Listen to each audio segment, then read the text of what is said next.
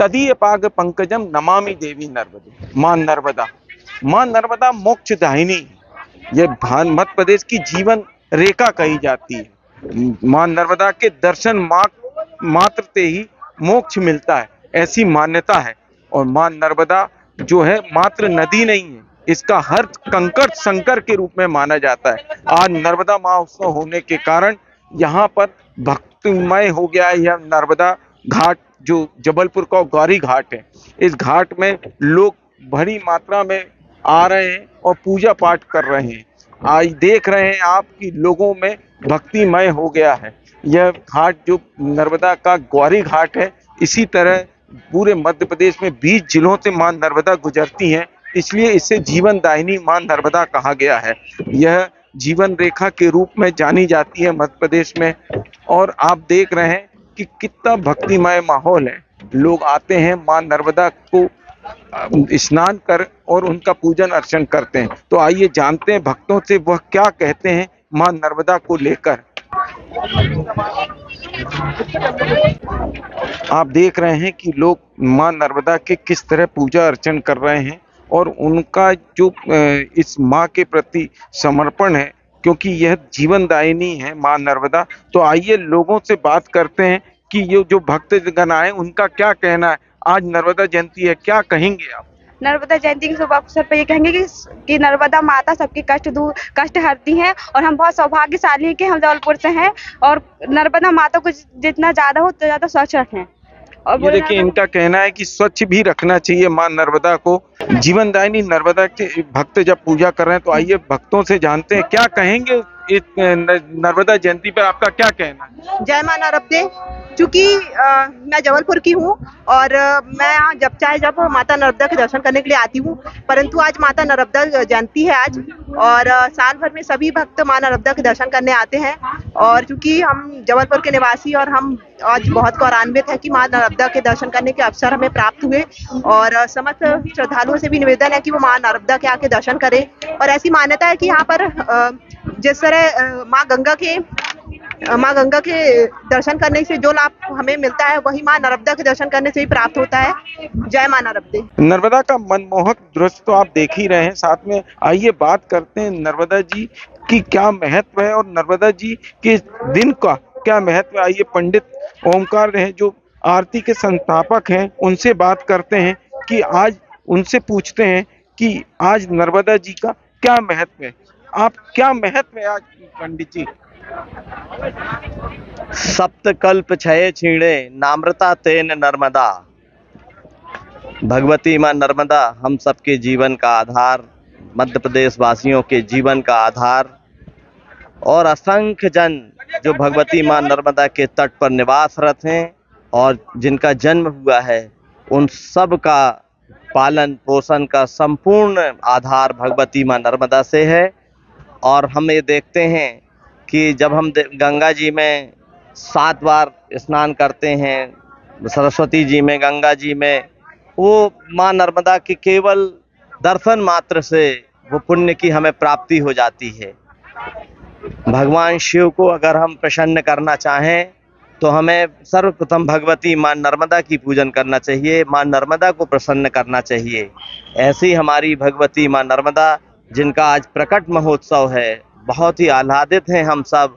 और संस्कारधानी वासी आप देख रहे हैं, कल रात में 12 बजे से ही चुनरियों का और तमाम आध्यात्मिक धार्मिक आयोजनों का क्रम जारी है। अभी आप देखेंगे सुमधुर बैंडों की ध्वनि में विशाल स्वरूप में मां भगवती का विग्रह, जल स्वरूप में मां हमारे बीच विराजित है ही, लेकिन एक धातु के रूप में भी विग्रह और चुनरी आएगी।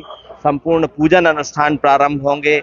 उसके बाद दोपहर, चूंकि माघ शुक्ल सप्तमी को भगवती मां नर्मदा का दोपहर 12 बजे का ही प्रकट का स्थान है, तो समय है, तो ठीक 12 बजे हमारे यहाँ मां नर्मदा जी को आराधना करते हुए महाआरती अर्पित की जाएगी, जिसमें पूज्य संतों के और पूज्य परिक्रमा वासियों के सानिध्य में, कन्याओं के सानिध्य में। आप देखिए कि दूसरे जगह की पूजन में और यहाँ की पूजन का जो अंतर है, हमारे यहाँ महत्व है पूज्य संतों का, पूज्य परिक्रमा वासियों का और नन्ही बालिकाओं का जो कन्या रूप में होती हैं, जब कन्याओं का पूजन करते हैं हम लोग मानते हैं कि भगवती मां नर्मदा उसे स्वीकार कर रही हैं, और हम लोग बहुत ही अचंभित हो जाते हैं जब कोई बड़े संकट हमारे पल भर में कपूर जैसे उड़ जाता है, ऐसे छू हो जाते हैं वो संकट, तो हम आधार मानते हैं अपने जीवन का इस भगवती मां नर्मदा को।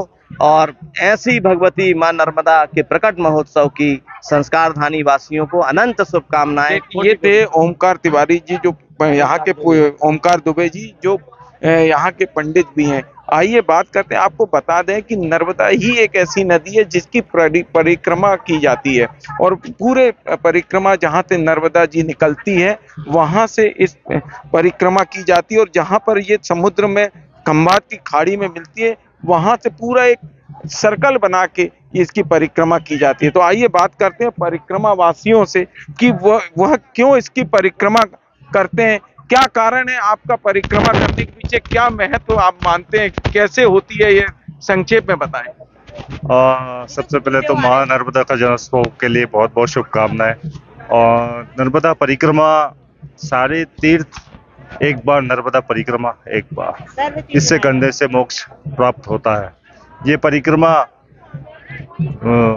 हमने जो उठाई थी वो ओमकारेश्वर दक्षिण तट से उठाई थी 27 नवंबर को, और ये विमलेश्वर से, सागर से पार होकर और आज हम यहाँ ग्वारी घाट जबलपुर पहुंचे हैं। परिक्रमा तो का वर्णन करना तो मैं नहीं समझता कि मैं इतना बड़ा हूँ कि परिक्रमा का वर्णन कर सकता हूँ, पर सारे तीर्थ एक बार, परिक्रमा एक बार। मां नर्मदा जी की जन्मोत्सव पे बहुत बहुत शुभकामनाएं। देखिए, परिक्रमा वासियों का कहना है कि सब तीर्थों को करने के साथ साथ अगर इसकी परिक्रमा कर ली जाए तो बहुत ही पुण्य मिलता है, और सर्व तीर्थ के जैसा ही यहाँ पे पुण्य मिलता है। आइए बात करते हैं, जो मध्य प्रदेश शासन के जो मुख्यमंत्री हैं वह अमरकंटक में जहाँ पूजन कर रहे हैं, वहीं पर उनके कैबिनेट मंत्री यहाँ नर्मदा जी का पूजन अर्चन किया और 1100 फुट की चुनरी का अर्पण किया। नर्मदा घाट पर उन्होंने बकायदा पूजा की है, और पालकी लेकर वह नर्मदा तट पर पहुंचे थे नर्मदा जी की। उन्होंने यहाँ पे नर्मदा जी का मूर्ति के साथ पूजन करने के बाद वह स्वयं अपने माँ को चुनरी अर्पण कर रहे हैं। आइए उनसे बात करते हैं, वह क्या कहना चाहते हैं इस जन्मोत्सव पर। आइए बात करते हैं नर्मदा भक्त जो कैबिनेट मंत्री राकेश सिंह जी थे, क्या कहेंगे, क्या योजना है सरकार की, और आज के दिन के लिए आपका क्या कहना है? आज तो माँ का अवतरण दिवस है, जीवन दायिनी पुण्य सलीला मां नर्मदा जी, जिनके दर्शन मात्र से जीवन सफल होता है। हम सौभाग्यशाली हैं कि माँ के किनारे जन्म लेने का अवसर मिला है और माँ के दर्शन करने का भी सौभाग्य प्राप्त होता है। आज उनका अवतरण दिवस है। आप देख रहे हैं लोगों में भक्ति उत्साह है, और ये आज से नहीं है, ये आदिकाल से है, जो दिन प्रतिदिन बढ़ता जा रहा है। और आज शोभा यात्रा भी पूज्य महाराज जी गिरिशरण जी महाराज, महाराज राघवदेवाचार्य जी महाराज, इनके सानिध्य में आज पालकी यात्रा भी निकली है, और लेके माँ को, माँ के चरणों तक, माँ के मूर्ति को लेकर आए हैं। और उसके बाद एक भव्य चुनरी जो इस पार से लेकर उस पार तक होगी, वो अभी चढ़ाने की व्यवस्था हो रही है। एक अलग तरह से ये चुनरी माँ के दोनों तटों पर जाएगी और माँ को अर्पित की जाएगी।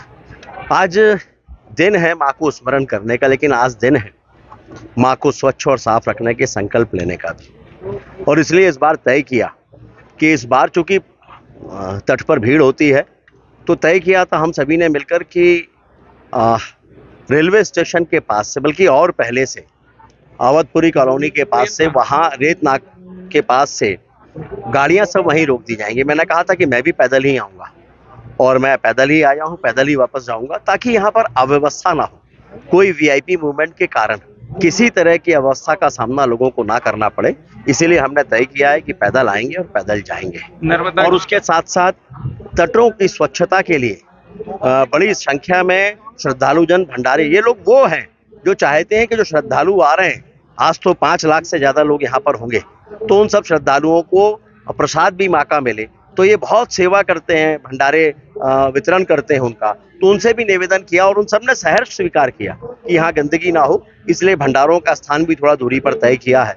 और हम देख रहे हैं कि आज बहुत अच्छी और सुंदर व्यवस्था है, संत जनों का आशीर्वाद और माँ की कृपा मिल रही है। आप नर्मदा भक्त हैं और परिक्रमा होती इसी एक ही नदी है जो नर्मदा, इसके लिए मध्य प्रदेश सरकार कुछ ऐसी योजना ला रहा है? क्या योजना है जो परिक्रमावासी हो या नर्मदा भक्त हो उनके लिए? देखिए, अभी योजना कोई बनी तो नहीं है, प्रारंभिक रूप से अभी तो कह सकते हैं कल्पना में है, कल्पना में, उसका अभी कोई वो नहीं निकला है। कल्पना ये है कि माँ की एक परिक्रमा पथ बनना चाहिए, ऐसी कल्पना है, और वो केवल पैदल चलने वालों के लिए हो, 4-5 फुट चौड़ा हो, जिसमें जगह जगह ऐसे अवरोध हो कि उस पर वाहन ना आ पाए और पैदल चलने वाले लोग ही केवल उस पर चले, ऐसी वो कल्पना है। लेकिन ये बड़ी योजना है और इसमें काफी धन भी लगेगा और उसके साथ साथ योजना भी लगेगी।